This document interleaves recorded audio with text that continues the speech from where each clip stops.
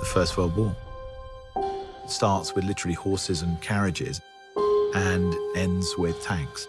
So it's the moment where modern war, you could argue, begins. From the very beginning, I felt this movie should be told in real time. Every step of the journey, breathing every breath with these men, felt integral. And there is no better way to tell this story than with one continuous shot. 3, 2, 1, go, go!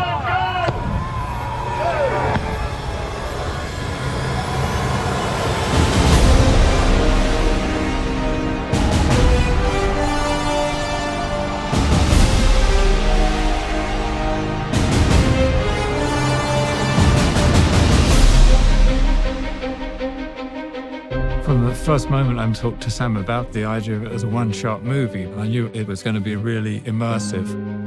It's meant to make you feel that you are in the trenches with these characters.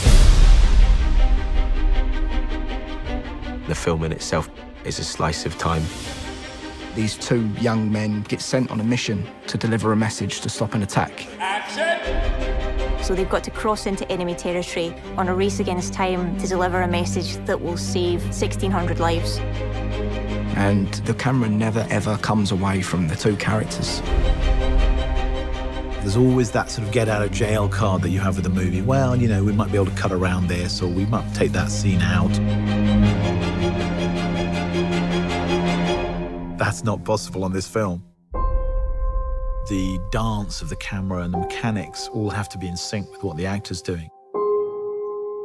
When you achieve that, it's really beautiful and exhilarating.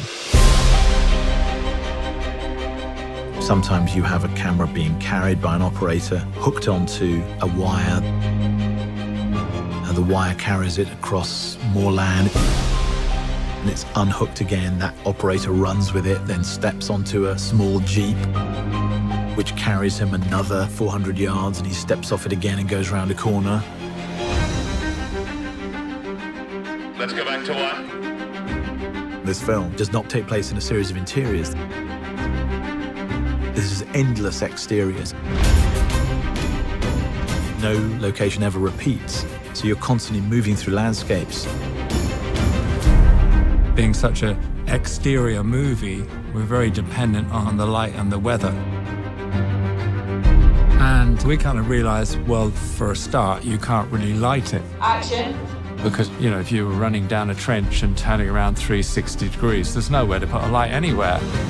And because we were shooting in story order, we have to shoot in cloud to get the continuity from scene to scene. So some mornings, the sun would be out and we couldn't shoot. So we would rehearse. And we're rehearsing.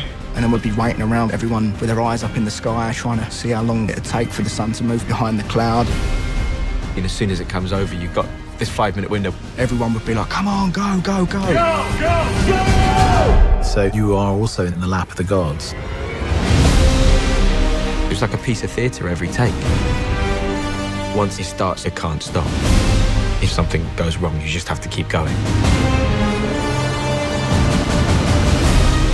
Until you actually see it on a screen, you don't really realize how immersive it is and how that technique kind of draws you into it. For me, engagement is very important. And that is behind the way in which we've decided to shoot this film. I wanted people to understand how difficult it was for these men. And the nature of that is behind everything.